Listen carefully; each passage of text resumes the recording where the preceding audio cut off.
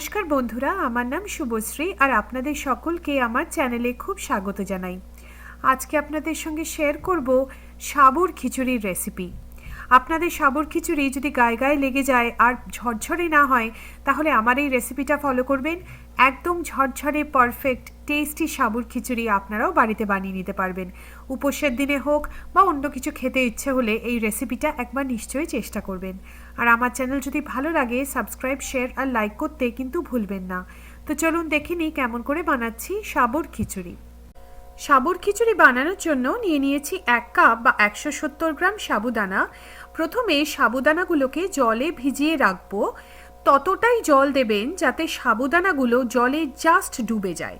খুব বেশি জলে কিন্তু সাবুদানাকে একদমই ভেজাবেন না। 1 কাপ সাবুদানার জন্য আমার লেগেছে 3/4 কাপ জলের থেকে সামান্য একটু কম। এবারে সাবুদানাগুলোকে আমরা 5 থেকে 6 ঘন্টা এই জলে ভিজিয়ে রাখবো। আমি সাবুদানাগুলোকে প্রায় 6 ঘন্টা ভিজিয়ে রেখেছি। দেখছেন সাবুদানাগুলো সব জলটা অ্যাবজর্ব করে কতটা ফুলে গেছে। আর দেখছেন সাবুদানাগুলো কীরকম ম্যাশ হয়ে যাচ্ছে, ভালো করে কতটা সফট হয়ে গেছে। এবারে আমরা সাবুর খিচুড়ি বানানো শুরু করব। এখানে নিয়ে নিয়েছি 3/4 কাপ বা 110 গ্রাম রোস্ট করা চিনেবাদাম। আমি কাঁচা চিনেবাদামকে 3-4 মিনিট একটু ড্রাই রোস্ট করে নিয়েছি। এবারে এই রোস্ট করা চিনেবাদামগুলোকে দুটো সমান ভাগে ভাগ করে নেব। আমি রোস্ট করা চিনেবাদামকে দুটো সমান ভাগে ভাগ করে নিয়েছি। একটা ভাগ মিক্সারে 1-2 বার ঘুরিয়ে একটা ভাঙা ভাঙা পাউডার বানিয়ে নিলেই হবে, একদম মিহি পাউডারের দরকার নেই। অন্য ভাগটা যেরকম আছে সেরকমভাবেই ব্যবহার করতে পারেন বা ছুরি দিয়ে একটুখানি ছোট ছোট পিস করে কেটেও নিতে পারেন। চিনেবাদামগুলোকে মিক্সারে 1-2 বার ঘুরিয়ে একটা কোর্স পাউডার বানিয়ে নিয়েছি। প্রথমে আমরা সাবুদানার সাথে মিশিয়ে দেব যে চিনেবাদামটা এক্ষুনি আমরা গ্রাইন্ড করে নিয়েছি, সেই গ্রাউন্ড করা চিনেবাদামটা মিশিয়ে নেব। সাবুদানার সঙ্গে এই চিনেবাদামটা ভালো করে মিশিয়ে নেবেন। তাহলে কি হবে, যখন সাবুর খিচুড়ি বানাবেন তখন সাবুদানাগুলো একদম ঝরঝরে হবে আর গায়ে গায়ে লেগেও থাকবে না। তাই এই স্টেপটা নিশ্চয়ই করবেন। সাবুর খিচুড়ি বানানোর জন্য প্রথমে দিয়ে দেব 2 থেকে 3 টেবিল চামচ তেল। আমি এখানে সাদা তেল ব্যবহার করছি। তেলটাকে ভালো করে গরম করে নেব। তেলটা গরম হয়ে গেছে।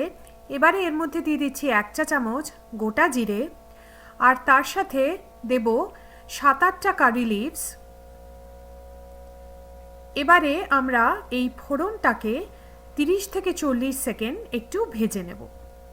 এবারে এর মধ্যে দিয়ে দেব দুটো মাঝারি সাইজের আলু, প্রায় 200 গ্রাম। আলুগুলোকে আমি এরকম ছোট সাইজে কেটে নিয়েছি। আপনারা চাইলে আলুগুলোকে সেদ্ধ করে তারপরে এখানে দিতে পারেন।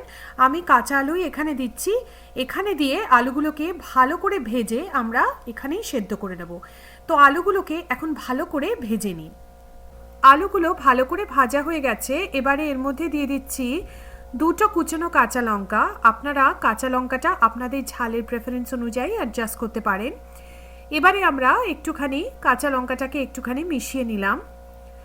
তার সাথে এবারে দেব সাবু, যেটা আমরা বাদাম গুঁড়োর সাথে আগে ভালো করে মিশিয়ে নিয়েছিলাম, সেটা এখানে দিয়ে দিচ্ছি। তার সাথে দেব কিছু নুন স্বাদ মতো। আপনারা যদি কোনো উপোসের দিনের জন্য বানান তাহলে আপনারা সেন্ধা নমকও ব্যবহার করতে পারেন। আরও দিয়ে দিচ্ছি 1/2 চা চামচ গোলমরিচ গুঁড়ো। এবারে আমরা সব কিছু ভালো করে মিশিয়ে এটাকে রান্না করব যতক্ষণ না দেখবেন সাবুর রঙটা বদলে এই সাদা সাদা রং থেকে একটা স্বচ্ছ মতো রং এসে যাচ্ছে। 5-6 মিনিট মতো সময় লাগবে। আর ফ্লেমটা মিডিয়াম থেকে মিডিয়াম লো রাখবেন আর ভালো করে নাড়াতে থাকবেন। 5 মিনিট হয়ে গেছে আর দেখছেন সাবু রঙগুলো সাদা থেকে কীরকম স্বচ্ছ কি ট্রান্সলুসেন্ট হয়ে গেছে। আর সাবুদানাগুলো একদম ঝরঝরে আর গায়ে গায়েও লেগে নেই। এই ভিডিওটা সব টিপস অ্যান্ড ট্রিক্স আর প্রপোর্শন ফলো করবেন, আপনারাও বাড়িতে বানিয়ে নিতে পারবেন একদম ঝরঝরে সাবুর খিচুড়ি। এর সাথে এবারে দিয়ে দিচ্ছি চিনেবাদাম। তার সাথে আরও দেব 1 থেকে 2 টেবিল চামচ লেবুর রস। আর দিয়ে দিচ্ছি কুচনো ধনেপাতা। ধনেপাতাটা সব এখানে আমি দিয়ে দিচ্ছি।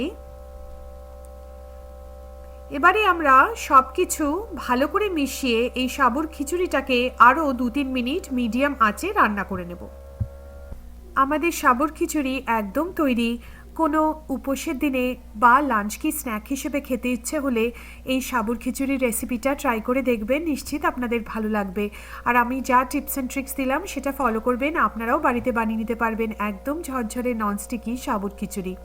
রেসিপিটা কেমন লাগলো নিশ্চয়ই জানাবেন। আর আমার চ্যানেল দেখার জন্য আপনাদের অনেক অনেক ধন্যবাদ।